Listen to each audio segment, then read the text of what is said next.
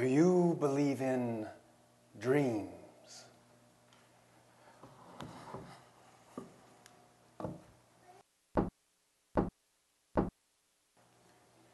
I mean, if you had a dream that denied all logic and all the evidence, how long would it take you to stop believing in the dream and start believing with your eyes and your brain?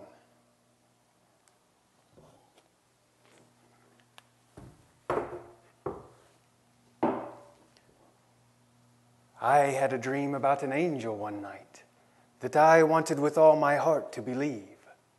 If I could be sure that that dream were true, I knew I could face all the trouble I was in without buckling under.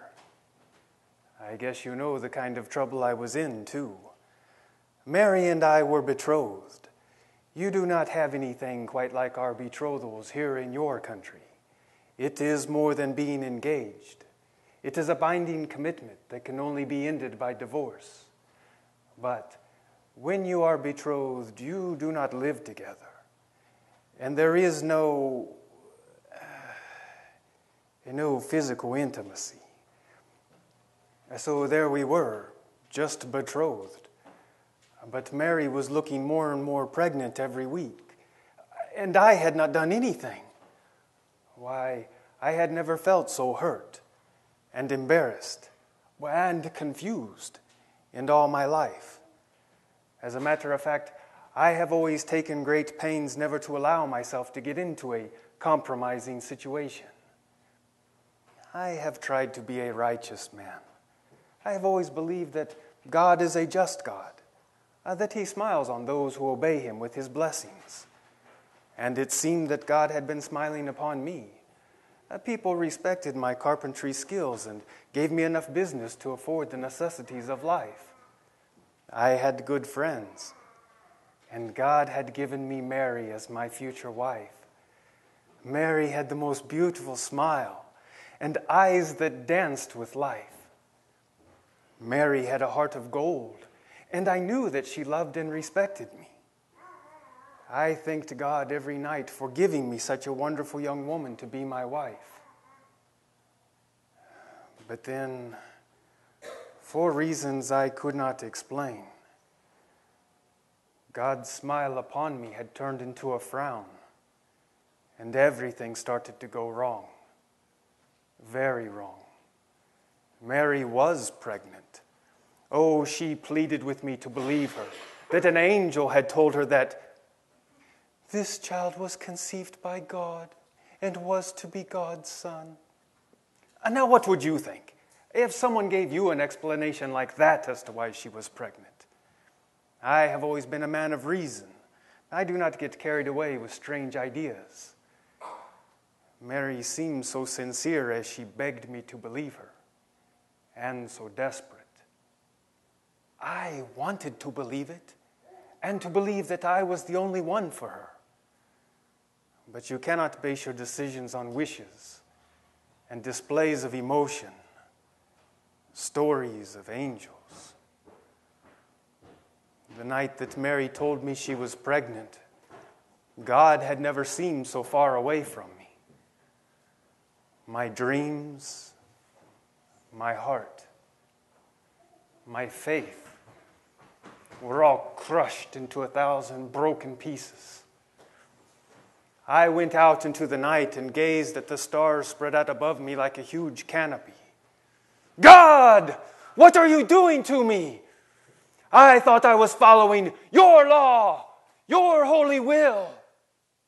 I thought Mary was your gift to me. Why is this happening? And do you know what answer I got back? Dead silence. Nothing. The sky was empty, and I was alone. It is hard for me to admit this to you, even now, but I thought about doing a horrible thing. I thought about tying a rope around my neck, jumping from a tree, joining the emptiness of that vast darkness that surrounded me, Would not that be better than my pain? Oh, but our law strictly forbids taking your own life. Our law seemed to know of despair and loss of faith. But could the law hold me accountable when the giver of that law, God himself, was unjust or deaf or gone? I did not know if the law was worth anything anymore, but I had nothing else to go by, so I clung to it like an anchor in a storm. The law gave me two choices with how to handle an unfaithful woman. I could publicly expose her as an adulteress and watch her be sentenced to stoning. Oh, but I could not do that to my Mary, no matter what she had done. Or I could give her papers of divorce in the presence of two witnesses. Yes, that is what I would do. I would find two people that I could trust to keep things as quiet as possible. It was while I was considering who would make the best witnesses that I had my strange dream. An angel, glowing with brightness, stood above my bed and called to me. Joseph, do not be afraid to take Mary home as your wife, for what is conceived in her is of God's Spirit. She shall give birth to a son, and you are to give him the name Jesus, which means the Lord saves, for he shall save his people from their sins.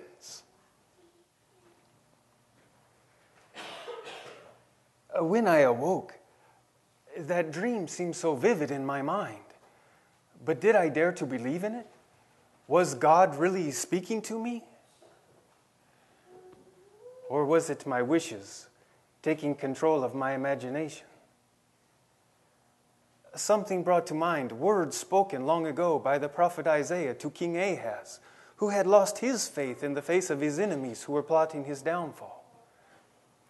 Isaiah said, "The Lord himself shall give you a sign. Behold, the virgin shall be with child, and shall give birth to a son, and he shall be called Emmanuel." Isaiah's message was that even in the midst of Ahaz's darkness and despair, God would make his presence known in the birth of a child. And his name, Emmanuel, would be a reminder of God's presence. Emmanuel means God is with us. But could God be with me when life had plunged me into darkness? Could I dare to believe in a sign that no one else could see, and that I could not even prove to myself? You probably never realized how hard it was for me to really believe that which I wish so much to be true. I knew that if I believed in that dream long enough to act on it, I would face the ridicule of all the people. And I was right. When I did not divorce Mary, of course, everyone assumed that I had gotten her pregnant. And my reputation as an honest, law-abiding man was erased one stroke. Business really dropped off. I could no longer say that God was making sure I got what I needed to live on. I tried to explain my dream about the angel to a few trusted friends. Dreams, Joseph. Everyone has dreams. If only you had divorced Mary like the law says, you could have at least started over and kept your reputation. Then they shook their heads. Well, it is too late for that now. My friends were no help to me, so I tried to explain everything to the rabbi. Joseph, I have never known anyone in our time to receive a message from God in this way, though I have known those who would like us to think that they have. But Joseph, I know that you are an honest man. If this is of God, He will show you that He is with you. You can be sure of that. He will show you. The rabbi's words seemed wise and true, but those words churned up feelings of worry and doubt as I heard Caesar's decree that I was to go to Bethlehem to enroll for the tax, just when Mary was nearly ready to deliver. Mary and I had no one left in the world except each other and our dreams of angels. We had to be together. Surely God knew this. But once again, God seemed to be frowning upon us. We had to travel to Bethlehem. If this is of God, He will show you that He is with you. Was God with us? The rabbi's words churned up feelings of anger and frustration as we made that long, hard journey from Nazareth to Bethlehem, with Mary bone weary and hurting with every bump and turn, with the donkey being stubborn and the cold night winds blowing through our garments as if they were fishing nets. If this is of God, He will show you that He is with you. Was God with us? The rabbi's words swept me with a feeling of helpless loneliness as I frantically searched Bethlehem for a bed that Mary might deliver our homeless baby. If this is of God, He will show you that He is with you. Was God with us when all I could find was a dung-splattered stable hollowed out of a cold and dark cave, with skittish animals threatening to trample Mary and our helpless baby? What had become of my dream that this child was conceived by God and was to be God's son? How long would you hold on to a hope, to a promise, to your faith, when everything your mind told you flew in the face of it? How long?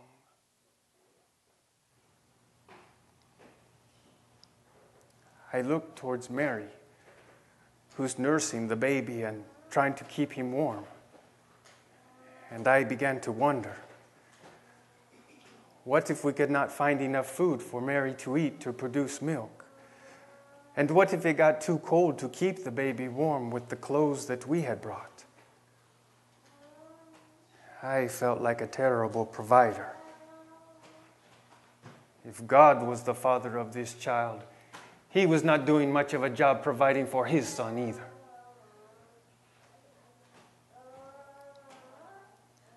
The candlelight caught Mary's eyes as she looked towards me. Those eyes that used to dance with life were now flowing with tears. We were two good, law-abiding people whose lives and dreams had been shattered. Why? Was God mocking us? Or was He just gone? I should have given the baby his name by now. Jesus was what the angel had told me to name him. The Lord saves. The Lord saves. How could I name him that after all that had happened? When Mary laid the baby down into the manger, he began to cry. He knew this place was barely fit for an animal. But then, above the crying, we heard voices and footsteps outside. My heart began to race and my fists were clenched. When a shepherd's face appeared, rough and weather-beaten, but with such a look of innocent wonder in his eyes that my hands began to relax right away. "Is there a baby in here?" The baby's crying gave him his answer. "Here he is." "Here who is?" I said. "This is our baby." "Why, yes, I'm sure that is right. Of course he is your baby. But an angel told us that he was born to us as well, to be our Savior, the Messiah." "An angel told you that?" They all shook their heads sheepishly. "Yes. Can you believe it? An angel talking to us. And not just one angel. We saw a host of angels. And we heard them singing as well. I know it sounds crazy, But we all saw it just the same way. Can we see the baby now? Please. As I nodded, they all spilled into the stable like an excited bunch of young boys. They knelt down in front of that tiny baby of ours, and they began to thank God and to pray as if they were in a holy place. As I watched these shepherds, the rabbi's words came to me one more time. If this is of God, He will show you that He is with you. You can be sure of that. He will show you. I sat down beside Mary and took her trembling hand in mine. What did all of this mean? Could this tiny baby, born in a cold and dark cave so far from home, born to a couple whose faith had been shaken to the core, born to a people who lived under the power of pagan Rome, could this be God's Son, the Messiah, the Savior? Could God be coming to us in our darkness and our suffering and somehow show us the way to the light?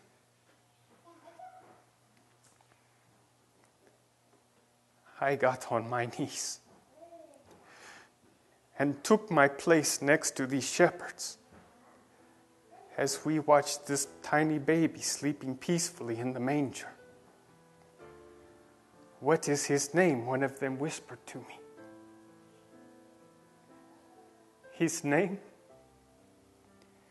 is Jesus. It means the Lord saves. God is with us.